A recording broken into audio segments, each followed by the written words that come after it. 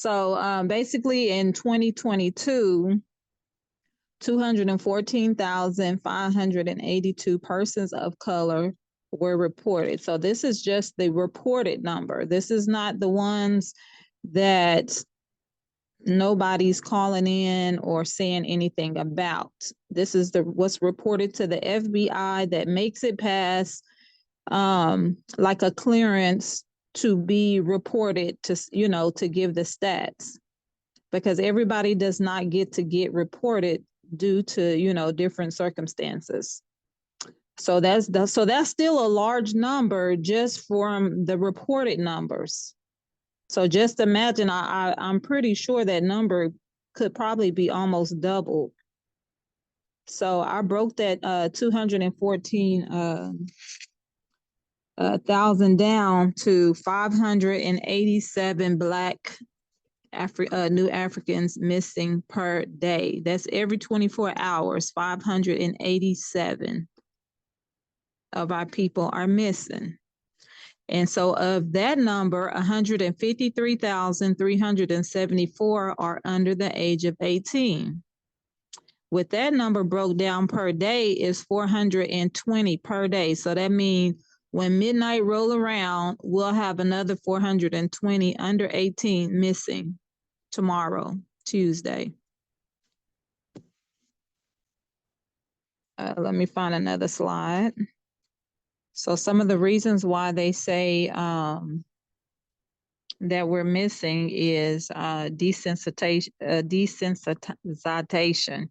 It's believed that missing minorities live in impoverished conditions and crime is a regular part of our lives. So we should not be looked for because of this reason here, which I think it's, a lot of BS. And this is pretty much the same as well. Missing minority adults are labeled as associated with criminal involvement, gangs, and drugs. The most reason why they don't look for us is because they label our people as runaways. Once you put in the system that your child has ran away, and then maybe this time they really didn't run away, you actually seen somebody snatch them or whatever the case, you have evidence that they have been lured off. Once they're in the system as a runaway, they're going to be always classified as a runaway. So that's a number one thing that you do not want to tell the law enforcement, is that your child ran away. Everything boils down to, we have to get in the community and really speak on this subject, because when I'm traveling and I'm talking to people at different events and stuff, soon as I show them the numbers, everybody says they don't know this information. So if they don't know this information, that means they don't know what to do when their child comes up missing. They don't know how to what to do when they go to the police station, how to handle things. They don't know who to call. So by the time that they notice that the police department is not helping, a month has passed. Because what the police going to tell you is, oh, okay, we filed a report. And so the people think that the police is helping, but it's just waiting to get put into the system, sitting on the desk somewhere. So all that time is went by when they could have called organizations, and we could be boots on the ground working, looking for the last known area, looking through their social media, trying to track a lot of the information that's in their phone, their bank card,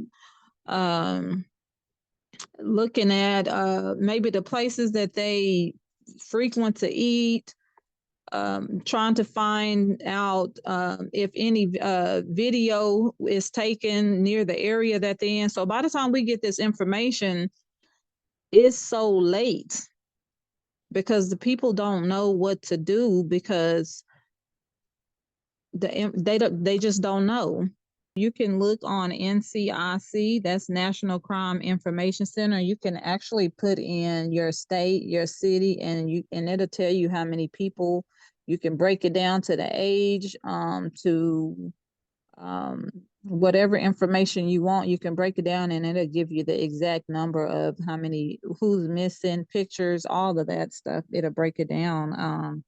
But the top 10 states for the most missing, the top on the list is Cali, Florida, Texas, which Houston is the #1 hub in Texas, Arizona, Washington, New York, Michigan, Oregon, Pennsylvania, and Tennessee. I did some investigating, like just like Georgia alone, because a lot of sex trafficking goes on in Georgia. The lowest amount people making in a week is about $50,000 a week, and that's just like people that look like me and you, like aunties, uncles, brothers, next door neighbor type people. This is not even no big people, and they making that kind of money getting these girls, and well, I don't want to just say girls, but boys too, because let's see, 2021, it was more males missing than females, but this year 2022 is 50-50. So they have a big hand in it because the money that's being made in the sex trafficking, they getting a cut for not, seeing stuff, and they also are coming up with actually having these girls trafficked in hotel rooms and all that. I mean, you can't put nothing past them. I mean, like, so many people is doing it. I'm going to ask the question. We say a lot about sex trafficking, but what are the other things that they're going through that can cause them to be missing? Organ harvesting. Okay. Melanin. Not watching out for your kids. I could be wrong, but in the online, some of these people are just taking these people and taking them in as hostages, not letting them leave, getting them Don't forget online. CPS as well. It's so many apps online that they're making accessible for people to just meet people, and these folks are acting like they're their age. They're acting like they're their friends. They're targeting our children because most of them are in a single parent home. They're having all these troubles. They don't have money just for basic hygiene. So if you meet, I mean, this is words from an actual ex-pimp that told me through his own mouth that if he see a girl, well, back in the day, if he seen a girl and her hair not done, or she just looked like and ain't nobody taught her how to even keep herself up, he swoop up and go spend $200-300 getting her hair done, her lashes, her nails, getting her some clothes, and then brainwash her to make her feel like your parent not there, I'm the one here for you, and then in order to keep this stuff up, I need you to go out here and sell yourself.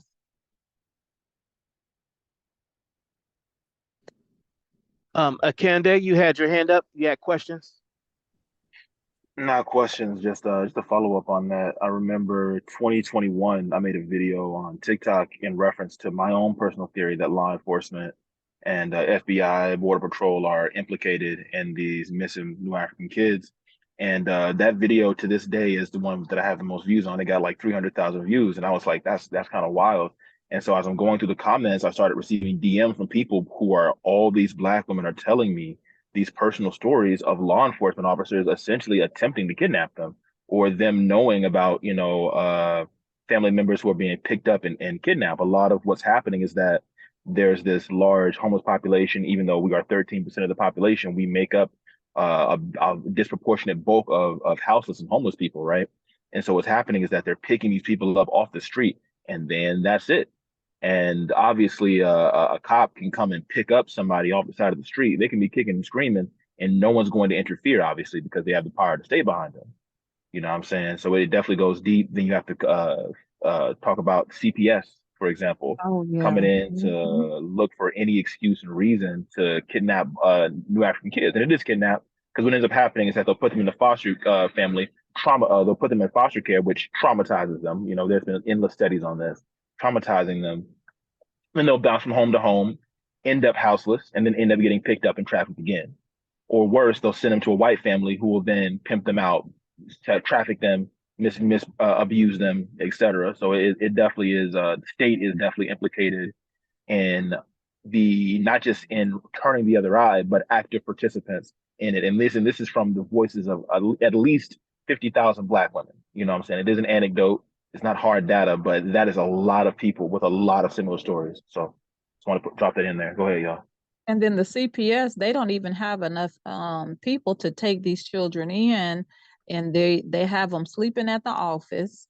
They have them in hotels with just, I don't even think these people have did a thorough background check on half of these people, because I have a sister that's in Atlanta, and I know she got a criminal background, and she stays in the hotels with these children that don't know, that no one has nowhere for them to go. She's just in a hotel every day with these kids. I feel like it really ties into the desire and need for a safe space like that. I forgot the name of it. I'm so sorry. It was the Community Safe Zone Initiative, if I said that right. I think that that's going to be really, really key. I think that we really need to be on the Yes, lookout sir. for these Yes, sir. kids that are wandering around here. You know what I'm saying? Like, if you see something suspicious, we need to have systems and infrastructure in place to have someone interfere and then have some backup behind them. You know what I mean? Because you can see something happen, and if you're too scared to do anything, and that's valid. I'm not, not everybody's a warrior. You see somebody snatch into a car and you can't fight, or you're not armed, then, like, what are you gonna do? You call the police. Police don't care, right? Like, it's an issue that's multifaceted and has a lot of layers, and it really does begin with just watching the coming and going, the ebb and flow of the Black community that you live within, to see who's coming and going, see if anything weird happens. You know what I mean? Yeah, patrolling, Right. back patrolling areas and Patrolling. stuff. Yeah, yes, ma'am. We got, one thing that I did not like when we did marches is we never had any information to give to the people to contact us to say, hey, this is what's going on, or when y'all leave. I mean, who is there to call? We're just walking through the streets yelling Black Power, this who street, our street, but you ain't even left a business card or something to let the people know, like, if this is going on in the neighborhood, you contact us instead of contacting the law enforcement. Right. Exactly. Exactly. A lot of people were being snatched off the street in terms of like activists and stuff. And so, it just kind of got the gears in my head turning. This is at the beginning of my own political journey. So I'm like, man, that's kind of a weird coincidence that, like, it seems to be law enforcement are always like around this whole missing children discussion. And anytime anyone mentions it, it's always like in the back of everybody's head. It's like, yo, who has access to travel around the country and nobody can bother them? State troopers, Border Patrol, FBI, your local sheriff department, your local police department. And so at some point, because there's way too many, I mean, this is a large country, don't get me wrong. The United States of America is a massive, massive landmass, right? So you can disappear here real easy. Like I said, I used to live and play out in the sticks, and I tell you, you can get lost there real quick. But this many people within the city, rural areas is a different deal. But if you're getting missing in the city, I'll tell you something right now. I'm sitting in my car right now, and I see 1, 2, 3, 4, 5, 6, 7, 8, 9 cameras all around the site that I work at, and they're not connected to the same system. And yet somehow in these major cities, way more technologically advanced than San Antonio. And San Antonio is a major city anyway. It's the second biggest city in Texas, and nobody knows where these kids are going. You're in New York City, one of the most heavily surveilled cities in the world, and no one can find these kids. You got facial recognition software for revolutionaries, but you can't find missing children. You're in LA, massive city, massive technology hub. You can't find these kids. It has to be law enforcement. It has to be, or with the assistance and guidance of law enforcement. It has to be. You And can't then kidnap that they many. have access. They have access to get the cameras, but they're not going to. And then you almost can't go ask some of these companies unless you have some police report or a lawyer. Exactly. Exactly. And they won't give the information. I mean, there's been many times. I mean, we deal with this every time there's a murder by one of these pigs, is that, oh, they don't want to release the body cam footage. They have control over that type. This is what I mean. They have not only that, I just heard one of the most terrifying stories I've ever heard about a woman dealing with law enforcement, where she was coming back home from a lake swimming. She's in her swimsuit. She comes over. There's a DUI checkpoint. She pulls over, gets her ID out, yada, yada, yada. And then she sees the cop writing something down, but she doesn't pay any attention to it. She goes home and she says that she has like this in and out kind of dream where she swore somebody was in her house over her bed and pricked her with something, right?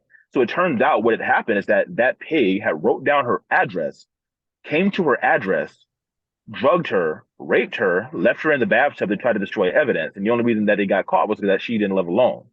And the police officer, the fucking pig, still hasn't faced any consequences. The case is there is no case because no one's listening to her. No one's taking it seriously. You know, it's just it's one of those things that people don't talk about a lot because the murder gets more attention, right? When somebody dies, it's a much bigger idea. But my own like hypothesis, just based on like the law of averages here, is that for every person that they murder, there's like 5 or 6 people that get sexually assaulted and kidnapped by these people. I mean, there was a pig down in LA that was essentially driving by and picking up random 17-year-old Puerto Rican and black girls, raping them and just dropping them off at school. And no one did anything. No one said anything. He was able to retire. The case didn't come out until years later. And I'm like, this happens every single day. Like them being in our communities is a direct correlation with actual missing people cases. You know what I'm saying? And so I think that, you know, and it's a hard deal to deal with. It's definitely a hard situation to deal with because you would be fighting and going against the state, but there needs to be the idea of the cop watch is still very valid here. You know, start asking questions. Hey, he's driving down the street and he sees this homeless black woman, and then what are you talking to her for? What crime could she possibly be committing walking down the street? You sit there and you watch him. Why is he putting her in her car? No handcuffs? What's going on? You know what I'm saying? Like just them knowing that they're being watched freaks them out, and they're less likely to do something bad. There's a lot of studies on this, right? Like the body camera thing is nonsense. That doesn't work at all. External cameras work a lot better. Your cell phone, you know what I'm saying? All that, and not even surveillance camera. It has to be owned by you because they can dismiss surveillance camera. That they can they can threaten the owner, but they can't tell you to remove the video off your phone. You can put that on Facebook, Instagram, TikTok, send it to all your friends in a millisecond. So that needs to be done. You know, like the biggest thing really is awareness. Like be aware of the people that are coming in and out of your neighborhood. You know, there used to be a case where you would know, you know, who was doing that. You know what I mean? And then they hide the races in the numbers because like with whites and Hispanics, they mix them together because they don't want people to know how many Hispanics is really missing, because Hispanics really can't, if they're illegal, they can't even go report their child missing. So they mix theirs in that number so people can't find. And then with blacks, they try to mix it. Well, New African, they try to mix it with Asian, island, and some other different ones to try to make it like it's not really just all of us, but really in the number that I had gave y'all is really only like 4% of Asian and island Pacific people that's really missing. I think that that's going to be the only solution is that because we care, like that's the issue, is that it isn't an issue that the state doesn't have the resources. They have the resources. They simply don't care. They don't want to use the resources because, oh, it's a New African. Who cares? Right? Oh, it's an indigenous person. Who fucking cares? Now, if it was Lil Bella or something like that, then of course the whole world grinds to a halt until the little white girl is found. When it comes to one of us, oh, there's no concern whatsoever. You know, oh, she's probably just a prostitute. Who cares? You know, doesn't matter. She's houseless. Doesn't matter. They're black. Who cares? Like that is the general attitude, and that's more or less how it's always been. You know what I'm saying? Like we are like I mentioned earlier in the last meeting we did. We are soft targets. Like they view us as an easy group of people to abuse because once again, there's no retaliation. There is nothing that would stop them from doing so. If they saw all of us, you know, as they say, suited and booted, combing through a city to find a child, things get serious easy. And you know, and you start spotting cops. Hey, that's weird. Why is this pig over here lurking in the fucking corner? Now you wouldn't have seen him if we hadn't combed it.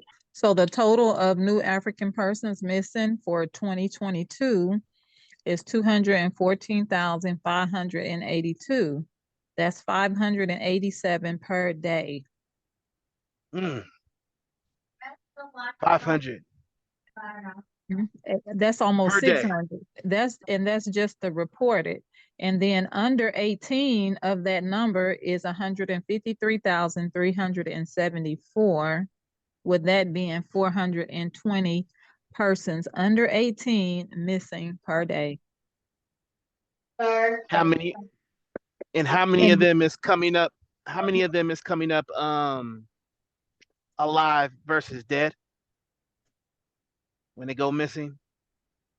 What's the percentage of them? I don't have that percentage. I would have to go and look, but I'm pretty sure it's somewhere that can be found. But that's from the year 2021, it went up 37,000 from the previous year, and then for under 18 it went up 15,000. And that's just in 1 year time span. There's a criteria you have to meet to get on Amber Alert. There's a criteria for each state, and that's what everybody needs to look up too. They need to look up for each state, what is the criteria. People are not, they're not doing any preventative measures. Like, you don't have no folders with all the information of your kids or whoever the loved one is missing. Nobody have no information. They don't know nothing about their family members. So I mean, you're not even getting the right information to the authorities to even, and then they either telling too much information that caused them, that where it is used against them, or they're not telling enough. Like, it was a sister in well, I'm not gonna say where she was, but the most recent person that had somebody missing, she didn't give enough information. And I'm sitting here like every night trying to figure out, where could this child be? Trying to think, put my mind to, where would a 22-year-old go?